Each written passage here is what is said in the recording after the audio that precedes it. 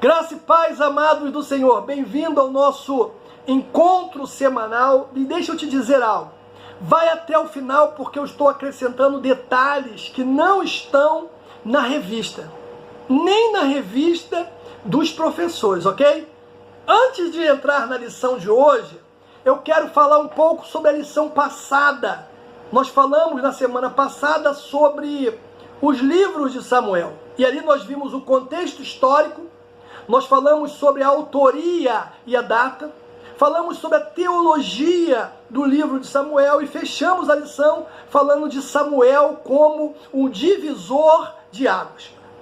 O título da lição de hoje é O Nascimento de um Líder Profético em Israel. O texto bíblico está no primeiro livro de Samuel, capítulo de número 1, do versículo 20 ao 28, e diz assim: E sucedeu que, passando algum tempo, Ana concebeu e teve um filho, e chamou seu nome Samuel, porque dizia ela: O tenho pedido ao Senhor. E subiu aquele homem Eucana, com toda a sua casa, a sacrificar ao Senhor o sacrifício anual e a cumprir o seu voto. Porém, Ana não subiu, mas disse a seu marido: Quando o menino for desmamado, então o levarei para que apareça perante o Senhor e lá fique para sempre. E Eucana, seu marido, lhe disse: Faze o que bem te parecer aos olhos, fica até que o desmames, tão somente confirma a sua palavra ao Senhor. Assim ficou a mulher e deu leite ao seu filho até que o desmamou. E havendo desmamado, o levou consigo com 3 bezerros, um efa de farinha, um odre de vinho, e trouxe à casa do Senhor a Siló. E era um menino muito pequeno. E degolaram um bezerro, e assim trouxeram o menino a Eli. E disse ela: Ah, meu Senhor, viva a tua alma, meu Senhor. Eu sou aquela que aqui esteve contigo para orar ao Senhor. Porque por este menino orava eu. E o Senhor me concedeu a minha petição que eu lhe tinha pedido. Pelo que também ao Senhor eu o entreguei por todos os dias que viver, pois ao Senhor foi pedido. E ele adorou ali o Senhor. Palavra de Deus para todos nós nessa manhã lindíssima, meu irmão. Nós temos 3 objetivos hoje. O primeiro é elucidar o ambiente familiar de Samuel. Segundo é esclarecer que Samuel foi fruto de oração. E terceiro é expor a dedicação de Samuel. Amados, antes de aparecer no cenário de Israel, Samuel já era consagrado diretamente ao Senhor. 1 Samuel capítulo 1, versículo 11, o que diz? E fez um voto dizendo: Senhor dos exércitos, se benignamente atentares para a aflição da tua serva, e de mim te lembrares, e da tua serva não te esqueceres, mas a tuas servas derem um filho homem, ao Senhor o darei todos os dias da sua vida, e sobre a sua cabeça não passará navalha. 1 Samuel capítulo 1, versículo 11. Irmãos,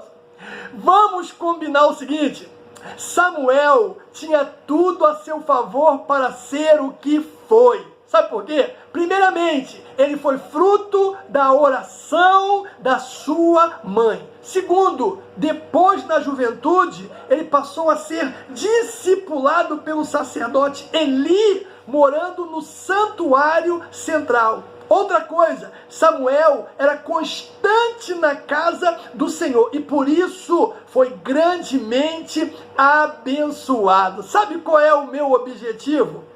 Sabe qual é o objetivo da lição de hoje? Na verdade, o principal é que a partir desta lição, meu irmão, você e o seu lar sejam grandemente abençoados por Deus. Ei, vale a pena criar os filhos no temor do Senhor. Sabe por que deu certo com Ana? Primeiro, ela ensinou os valores de Deus a Samuel. Segundo, ela cuidou da saúde emocional e espiritual de Samuel. Terceiro, ela priorizou a formação de Samuel. O primeiro ponto da lição fala sobre o ambiente familiar de Samuel. Queridos, onde nasceu? No capítulo 1 de Samuel, vemos que o lar onde ele nasceu não era perfeito. Estudiosos dos costumes bíblicos afirmam que nas famílias dos homens de Deus do passado haviam os mesmos problemas de hoje: conflitos e maus tratos, poligamia, rivalidade entre os irmãos, oposição entre pais e filhos também estavam presentes nas famílias daquela época. Agora, é importante ressaltar que esses fatos não anularam o projeto de Deus para aquelas famílias. A Bíblia diz, irmãos, que Eucana, pai do jovem juiz, sacerdote e profeta, ele era levita da família de Coate. 1 Crônicas 16, um homem de elevada posição social, chefe da família de Zofim, da onde se deu origem o nome da aldeia, Ramataim de Zofim, que significa altitude, elevação dupla. Isso por causa de Ramá, que quer dizer elevação. Foi em Ramá que Samuel viveu e morreu. 1 Samuel 1,19. E sucedeu que, passando algum tempo, Ana concebeu e deu à luz a um filho, o qual chamou Samuel, porque dizia ela: o tenho pedido ao Senhor. Assim como seu pai Eucana, Samuel também era levita e vivia no território da tribo de Levi. 1º capítulo de Samuel. Nós vemos também a questão da bigamia presente. O autor do livro de Samuel, ele pontua que Eucana tinha 2 mulheres, uma prática que feria o princípio bíblico. Sabe por quê? Porque esse nunca foi o ideal de Deus para a família. O ideal de Deus para a família é Gênesis 2,24. Portanto, deixará o homem o seu pai, a sua mãe, apegar-se à sua mulher, e serão ambos uma só carne. Aí Jesus vem corroborar essa ideia. Mateus 19, 5 e 6. Portanto, deixará o homem pai e mãe, se unirá à sua mulher, serão 2 numa só carne. Assim, não serão mais 2, mas uma só carne. Portanto, o que Deus juntou, não separa o homem. Agora, tem que ficar claro também que a poligamia, ela era tolerada pela lei. Deuteronômio 21, do 15 até o de número 17, diz assim: quando o homem tiver 2 mulheres, uma quem ama e outra quem aborrece, e a amada e a aborrecida lhe der filhos, e o filho primogênito for da aborrecida, será que, no dia em que fizer herdar seus filhos o que tiver, não poderá dar ao primogênito da filha amada, adiante do filho da aborrecida, que é o primogênito. Mas ao filho da aborrecida reconhecerá por primogênito, dando-lhe dobrada porção de tudo quanto tiver, porquanto aquele é o princípio da sua força. O direito da primogenitura, seu ele é. Meu irmão, aí está. Era proibido? Sim, mas tolerava-se naquela época. Alguns homens da Bíblia, eles foram polígamos. Tiveram consequências seríssimas, tanto nas suas vidas como na vida das suas famílias. Abraão, Jacó, Gideão, Davi, Salomão. A prática comprometedora de Eucana trouxe problemas para si e para sua mulher Ana, quem ele amava. Porque Penina começava a provocar e a irritar Ana, visto que ela tinha filhos e Ana não tinha. Agora, acredita-se que o casamento de Eucana com Penina se deu por causa da sua esterilidade, ou seja, da esterilidade de Ana. Por vezes, irmãos, nossos lares eles se tornam conflituosos devido à falta de prudência, devido à falta de sabedoria de um dos cônjuges. Por isso é imperioso que o esposo e a esposa saibam proceder com verdade e sinceridade, relacionando-se um com o outro em amor. O que diz a palavra de Deus? Com toda a humildade e mansidão, com longanimidade, suportando-vos uns aos outros. Se você não tem sabedoria, irmãos, para lidar com essa situação que você está vivendo, peça a Deus. Tiago diz que Ele dá. Aleluia. Outra coisa que nós vemos aí, com relação ao ambiente familiar de Samuel, é que a família ela era piedosa. Apesar de todas as querelas presentes na família de Samuel, há um destaque especial para o seu lado piedoso. A Bíblia diz que de ano em ano subiam todos à casa do Senhor para adorar. Siló era o centro religioso da nação, ficava distante de Betel a 18 quilômetros. E essa família, ela subia para prestar culto ao Senhor dos Exércitos. Tem uma lição aqui bacana, porque apesar das dificuldades, pais e filhos não devem deixar de ir à casa de Deus. Sabe por quê? Porque é ali que Deus fala. É ali que o milagre acontece. É ali que se manifesta o poder de Deus. É ali que somos exortados, consolados e edificados. Aí no tocante à piedade, o mestre dos mestres, o apóstolo Paulo diz que ela é proveitosa para tudo. 1 Timóteo, capítulo 4, versículo 8. Mas se alguma viúva tiver filhos ou netos, aprendam primeiro a exercer piedade para com os da sua própria família e a recompensar os seus pais, porque isto é bom e agradável diante de Deus. A palavra piedade no grego é eusebeia, remete a reverência, respeito, temor, fidelidade a Deus.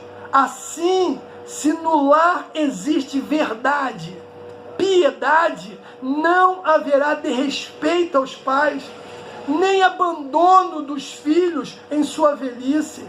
Pense nisso, amados. Segundo ponto da nossa lição, fala de Samuel como fruto da oração.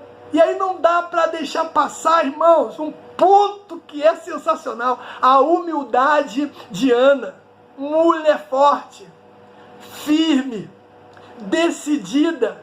Apesar de toda a provocação de Penina, Ana se mostrou humilde. Penina, sua rival, fazia de tudo para Ana se irar, perdeu o controle. Mas o que ela fazia? Subia à casa de Deus para orar. 1 Samuel, capítulo 1, 9 e 10. Irmãos, cara, diante de qualquer afronta, diante de qualquer dificuldade que você tiver que enfrentar, seja com quem for, o segredo é esse: vá à casa de Deus para orar.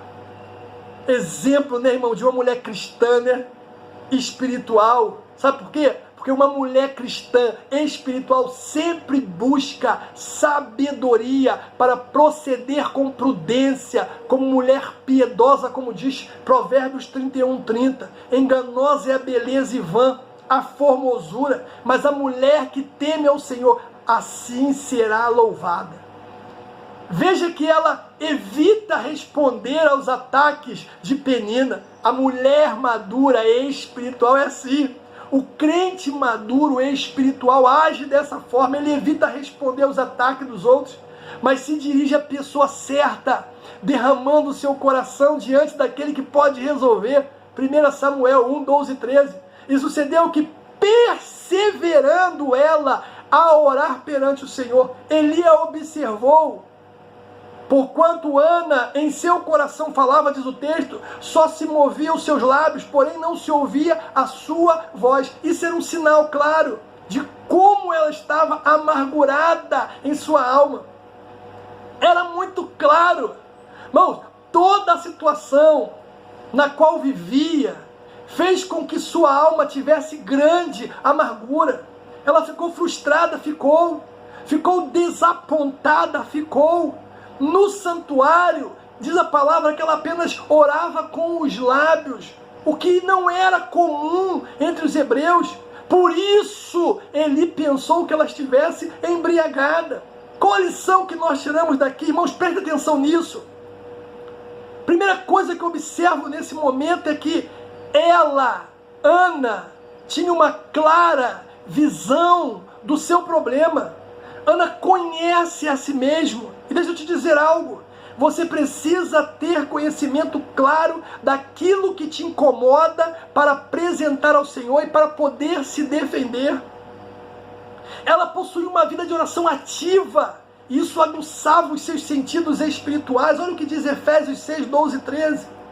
Ela confia, ela ama, ela se relaciona com Deus. Daí a facilidade de falar sobre todas as suas preocupações com Ele. Quem não confia, quem não ama, quem não se relaciona com Deus, não tem essa facilidade. Ela tem uma visão real do seu problema. Ela é uma mulher profundamente consagrada ao Senhor. Porque ao ouvir a suspeita do sacerdote Eli, ela não xinga, ela não se irrita, ela não zomba do homem de Deus, simplesmente ela responde de forma humilde e piedosa. 1 Samuel capítulo 1, o versículo 15, meu irmão. Me diz uma coisa, o que você faria se o seu pastor ou se o seu líder fizesse isso com você? Por menos que isso, nós estamos vendo pessoas desanimando. Por menos que isso, nós estamos vendo pessoas desistindo de Jesus, desistindo da comunhão dos santos. Por menos que isso, você está vendo aí pessoas passando de uma igreja para outra.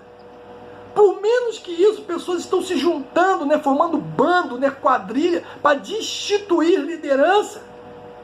Ana tinha motivos para sair dali aborrecida, chateada, irada. Falar para todo mundo que, na verdade, quem estava embriagado era o sacerdote. Denegrir a imagem do sacerdote. Mas qual foi a resposta de Ana diante daquela acusação gravíssima que ele fez? Versículo 15 diz assim, olha, irmão, Deus está falando com a gente, hein? Porém, Ana respondeu e disse, não, meu senhor, sou uma mulher atribulada de espírito, nem vinho, nem bebida forte tenho bebido, tenho derramado minha alma perante o Senhor. Irmãos, olha como ela começa falando com o sacerdote que havia acusado ela de fazer o que ela não tinha feito. Ela diz, meu Senhor. Ah, querido, quando ela diz meu Senhor, sabe o que ela está dizendo? Que apesar do juízo de valor errado que ele tinha feito com relação a ela, ele continuava sendo o pastor dela, o líder dela. Quando ela diz meu Senhor, ela está mostrando uma maturidade espiritual, ela está mostrando o quanto ela é madura em Deus. Quando ela diz meu Senhor, ela está dizendo o seguinte, apesar dele ser sacerdote, ele era humano, capaz de errar, de falhar. Quando ela diz meu Senhor, irmãos, ela está dizendo o seguinte, que apesar dessa falha gravíssima do sacerdote, ele ainda era um ungido de Deus. Ela tem noção de autoridade espiritual. Ela sabe que aquele que pôs Eli naquele lugar, só ele tinha poder para destituí-lo daquele cargo. E ela sabia também que as bênçãos que ela precisava só teria se ela estivesse submissa àquela autoridade, mesmo sabendo que aquela autoridade tinha errado. Isso é, irmãos, para crente, para pessoas que se libertaram. Ao ouvir isso dela, Samuel diz o seguinte, vai em paz, o Deus de Israel te conceda a tua petição. Ah, meu irmão, outra lição que nós aprendemos aqui com a resposta de Eli, nunca rejeite a bênção do homem de Deus. Eli era um sacerdote do Senhor, muito embora fosse reprovado por causa da conduta dos seus filhos, ele ainda representava Deus, e as palavras que saíssem da sua boca teriam o poder de abençoar e amaldiçoar, como diz Provérbios 18, 20 e 21. Assim, irmãos, também nós aprendemos que a nossa amargura, que a nossa ansiedade deve ser colocada perante o soberano Deus. Ele sabe como tratar conosco. Primeiro livro de Pedro, capítulo 5, versículo 7. Lançando sobre ele toda a vossa ansiedade, porque ele tem cuidado de vós. Aí, naquele momento da oração, ela vai fazer o seu pedido a Deus. Ana pediu um filho para Deus, irmão, isso é sensacional. Nesse pedido, ela fez um voto e mencionam duas promessas. A primeira promessa é a seguinte: se o pedido fosse atendido, ela dedicaria o seu filho como levita para sempre. 1 Samuel 1:22. Agora tem um detalhe, você tem que notar que o ministério de levita durava apenas 50 anos, como diz Números 4, versículo 3. A segunda promessa dentro desse voto, que ele seria nazireu de Deus. Observe também que o ministério, né, do nazireu tinha um tempo determinado. Número 6, do versículo de número 2 ao versículo de número 5, dá uma olhadinha. Deus, irmãos, ouviu o pedido de Ana e agiu em seu favor. A expressão lembrou-se dela aponta para o socorro divino. Como é maravilhoso entregar a Deus tudo o que nós temos. Como é maravilhoso, irmãos, levar as nossas causas a Deus. Como diz o louvor, né? O agir de Deus é lindo na vida de quem é fiel. Meu irmão, Deus ainda intervém. Deus não mudou. O mesmo de ontem é o mesmo hoje e será eternamente. Aí está o segredo. A maneira mais simples e eficaz de lidar com qualquer situação ainda é a oração. Spurgeon, ele disse: o desejo de ter comunhão com Deus é intensificado pelo fracasso de todas as outras fontes de consolo. O que nós temos visto? Pessoas lutando com situações antes de pensar em orar. Antes de orar a respeito.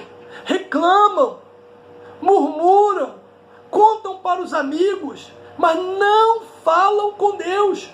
Meu amado, se entendêssemos quão poderoso é a oração, oraríamos por tudo. Não como último recurso, mas como a primeira reação. Tiago, capítulo 5, 13. Está alguém entre vós aflito? Ore.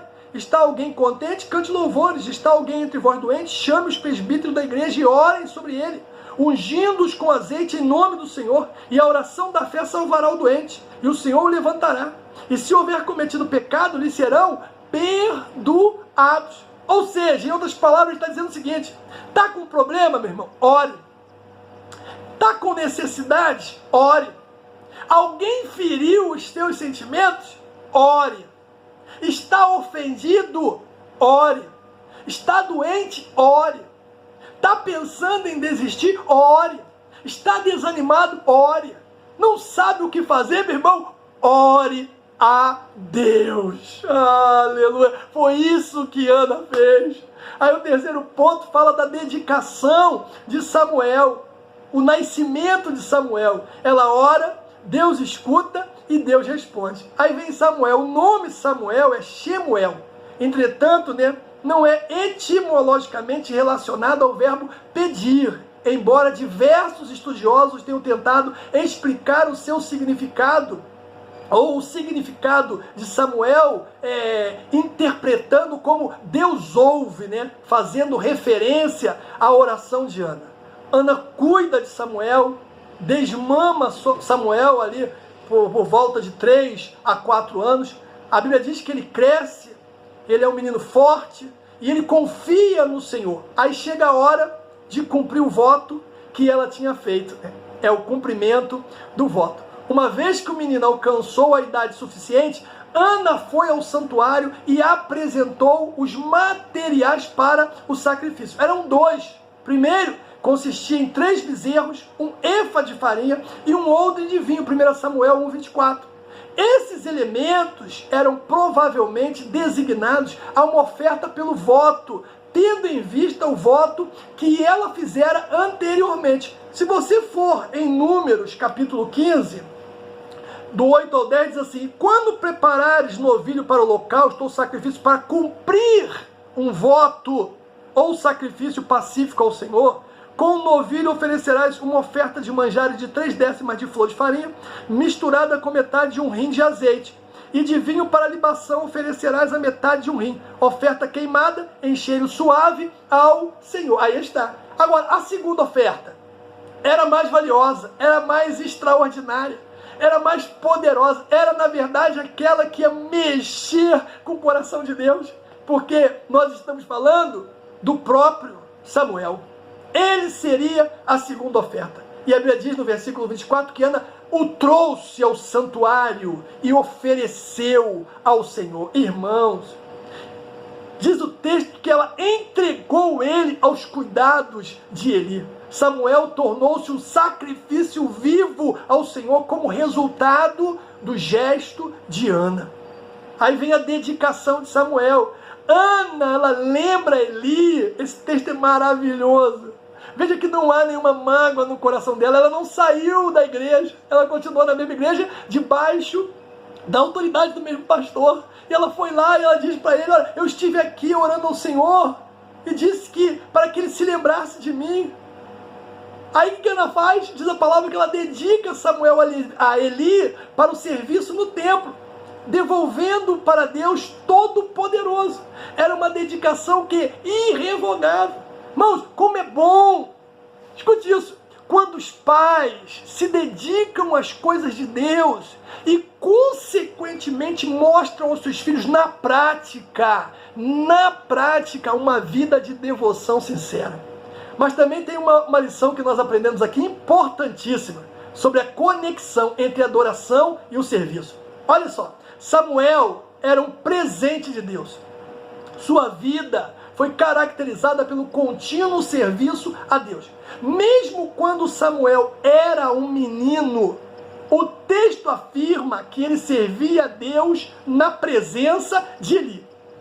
Guarde isso. A Bíblia diz que ele servia a Deus na presença de Eli. Um outro modo de entender esse texto é dizer o seguinte, que Samuel servia a Deus ao servir Eli. Muitas vezes, a nossa compreensão de adoração é muito restrita. Pensamos que a adoração apenas acontece no santuário, na igreja.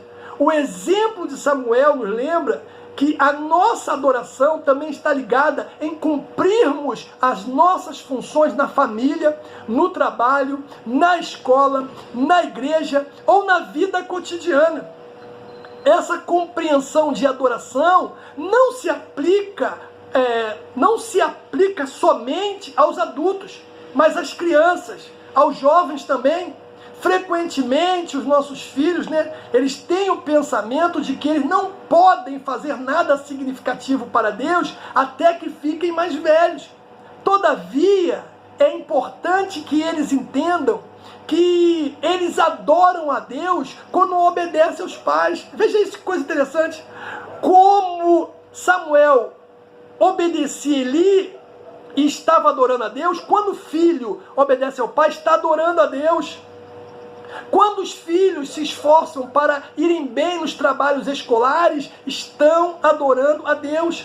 Quando os filhos tratam os irmãos com respeito, os amigos com respeito e com carinho, também estão adorando a Deus. Dessa forma, a adoração está ligada às coisas que eles fazem diariamente. E o mesmo é verdadeiro para os adultos. Os adultos também adoram a Deus quando cumprem as suas funções como cônjuges, como pais, empregados, servos e vizinhos nas melhores das suas habilidades. Então veja, quando o marido ele se torna um bom marido, ele está adorando a Deus. Quando o pai se torna um bom pai, ele está adorando a Deus. Quando o filho se torna um bom filho, ele está adorando a Deus. Quando o homem se torna um bom empregado, ele está adorando a Deus. Quando ele respeita os vizinhos, trata com educação os vizinhos, ele está adorando a Deus. Nós honramos a Deus quando cumprimos as funções nas quais estamos ou nos encontramos fielmente e de todo o nosso coração, independente de quão comum ou banal elas possam parecer. O que diz Colossenses 3,17? E quando fizerdes por palavras ou por obras, fazei tudo no nome do Senhor Jesus, dando por ele graças a Deus. E eu quero concluir dizendo o seguinte, irmãos: apresente a Deus a sua petição, no nome de Jesus. E quando você for abençoado, escute isso, volte para agradecer a Deus. Outra coisa, seja um exemplo para seus filhos de dedicação, de reverência e humildade ao Deus Todo-Poderoso. Que Deus te ajude, meu irmão, no nome de Jesus.